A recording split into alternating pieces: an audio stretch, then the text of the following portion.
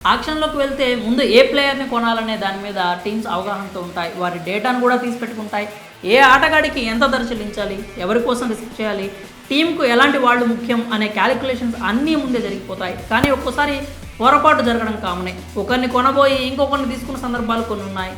అలా తప్పుగా కొన్న ఆటగాడే ఇప్పుడు పంజాబ్ కింగ్స్కు వారమయ్యాడు. ఓటమి అంచున ఉన్న జట్టును ఒంటి చేత్తో ఒడ్డున పడేశాడు. అతడే శశాంక్ సింగ్.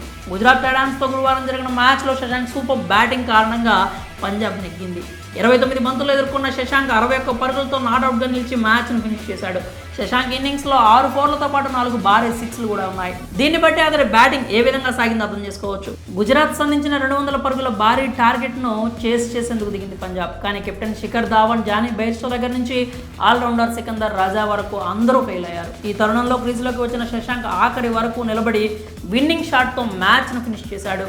అశుతోష్ శర్మ 31 పరుగుల సాయంతో జట్టును గట్టును పడేశాడు. పట్టుదలతో అతడు ఆడిన విధానం, ఎలాంటి భయం లేకుండా షాట్స్ కొట్టిన తీరు, గెలవాలనే కసి చూసి అంతా ఆశ్చర్యపోయారు. దీంతో అసలు ఎవరి శశాంక్ అని తెలుసుకునేందుకు ప్రయత్నిస్తున్నారు. ఐపీఎల్ 2024 కోసం నిర్వహించిన మినీ ఆక్షన్లో 32 ఏళ్ల శశాంక్ సింగ్ను పొరపాటున కొనుగోలు చేసింది పంజాబ్ కింగ్స్.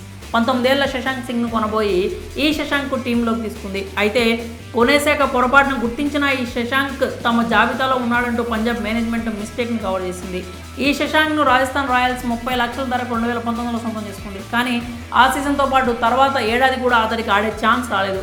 2022లో 20 లక్షల బేస్ ప్రైస్కు సన్ రైజర్స్ హైదరాబాద్ కొనుగోలు చేసింది. ఆ సీజన్లో 10 మ్యాచ్లు ఆడిన శశాంక్ 69 పరుగులే చేసి నిరాశపరిచాడు. తాజాగా ఈ సీజన్లో పొరపాటున పంజాబ్ టీంలోకి వచ్చిన బ్యాట్తో చెలరేగిపోతున్నాడు.